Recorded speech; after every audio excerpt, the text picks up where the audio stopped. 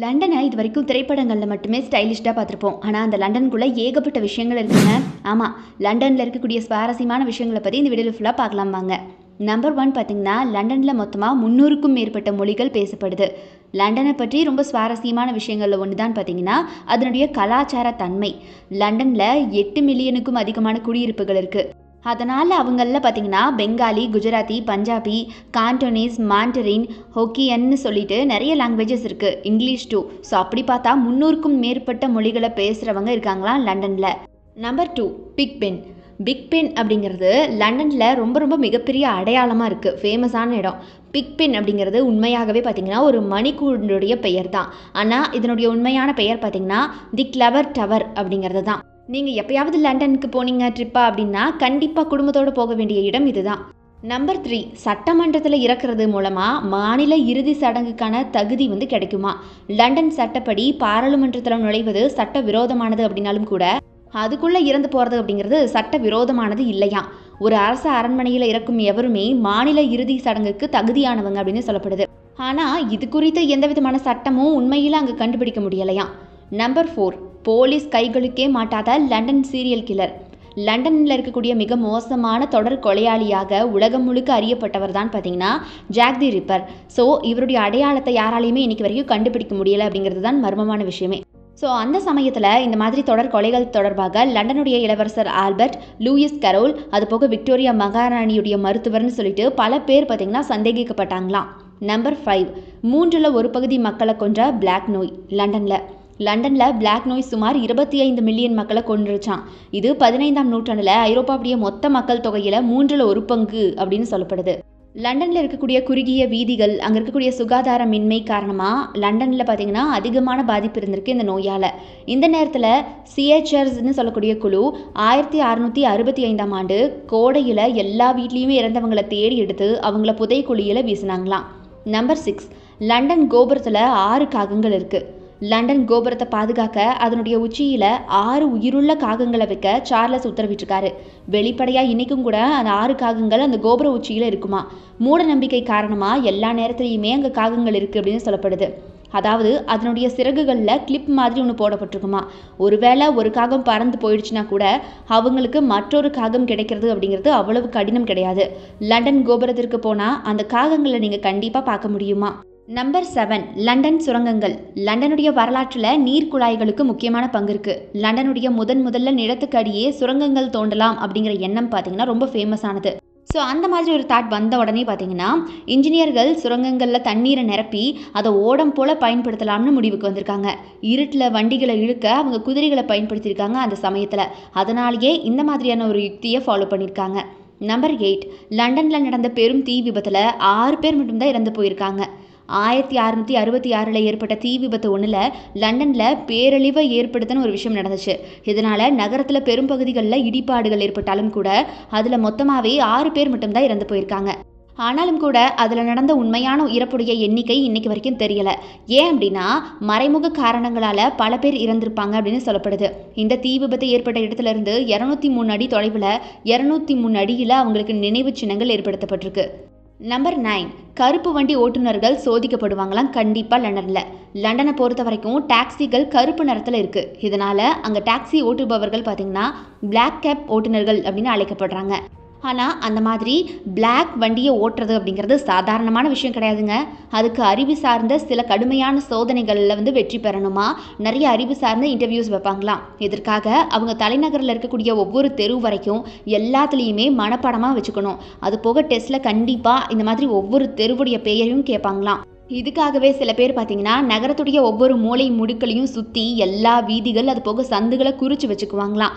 நம்ம எப்படி இப்போ போர்ஷன்ஸ்லாம் லெசன்ஸ்லாம் மனப்பாடம் பண்ணுறோம், அந்த மாதிரியே பார்த்திங்கன்னா லண்டனுடைய டிரைவர்ஸ் கண்டிப்பாக மூலை முடுக்கில் இருக்கக்கூடிய சந்து அந்த பேர் வரைக்கும் ஞாபகத்தில் வச்சுருக்கணுமா. நம்பர் 10, லண்டனுடைய மிகச்சிறிய சிலை. பிரம்மாண்டமான நினைவு சின்னங்கள் அது போக சிலைகளை கொண்ட நகரம் தான் லண்டன்.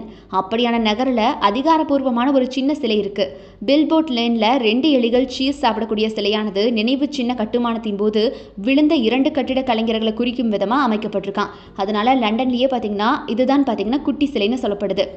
நம்பர் 11, செயின்ட் பால் கத்தீட்ரல். செயின்ட் பால் கத்தீட்ரல் அப்படிங்கிறது கிறிஸ்துவ மத குருவுக்காக கட்டப்பட்டது தான். ஸோ இது கட்டுறதுக்கான யோசனையை கிறிஸ்டபர் ரெனின் அப்படிங்கிற நபர் தான் வழங்கியிருக்காரு. அந்த கட்டிடத்துடைய உச்சியில் 60 அடிக்கு அண்ணாச்சியுடைய உருவக்கல்ல செய்யப்பட்ட அந்த சிலை இருக்குமா. இது பார்க்கறதுக்கு ரொம்ப அழகாக இருக்கும் அப்படின்னு சொல்லப்படுது. நம்பர் 12 ராணி வசிக்கும் இடம். லண்டனுடைய ராணிக்கு பல அரச குடியிருப்புகள் இருந்த போதிலும் கூட ராணி அதிக நேரம் பக்கிங்ஹாம் அரண்மனையில் தான் வசிச்சுட்டு வருவாங்களாம். அவங்க அந்த அரண்மனையில் இருக்கும்போது அவங்களுடைய அரச கொடி அங்கே பார்க்கறத நம்மளால் பார்க்க முடியும். ராயல் ஸ்டாண்டர்ட் அப்படின்னு சொல்லக்கூடிய இந்த கொடி ராணி இருக்கும் கட்டிடங்களில் மட்டுமே பார்க்க விடப்படுமா. அது போக லண்டனில் பார்த்தீங்கன்னா ராணி எங்கெல்லாம் இருக்காங்களோ அங்கெல்லாம் சின்ன சின்ன குறிப்புகளை நம்மளால் பார்க்க முடியும். அதாவது ராணி எங்கே தான் இருக்காங்க, இந்த மாதிரி ட்ராவல் இருக்காங்க, இதோ இந்த வீட்டில் தான் தங்கியிருக்காங்க அப்படிங்கிற மாதிரி. Number 13 Cleopatra needle. Cleopatra needle அப்படிங்கிறது விக்டோரியா கரையில் அமைஞ்சிருக்கக்கூடிய எகிப்திய கலை பொருளாக பார்க்கப்படுது. அந்த கட்டமைப்பு பார்த்திங்கன்னா ரொம்ப ரொம்ப ஃபேமஸ். இந்த கட்டிடத்தில் 1000க்கும் மேற்பட்ட புறாக்கள் இருக்குமா. இங்கே வரக்கூடிய சுற்றுலா பயணிகள் அதற்கு உணவளித்து மகிழுவாங்களாம்.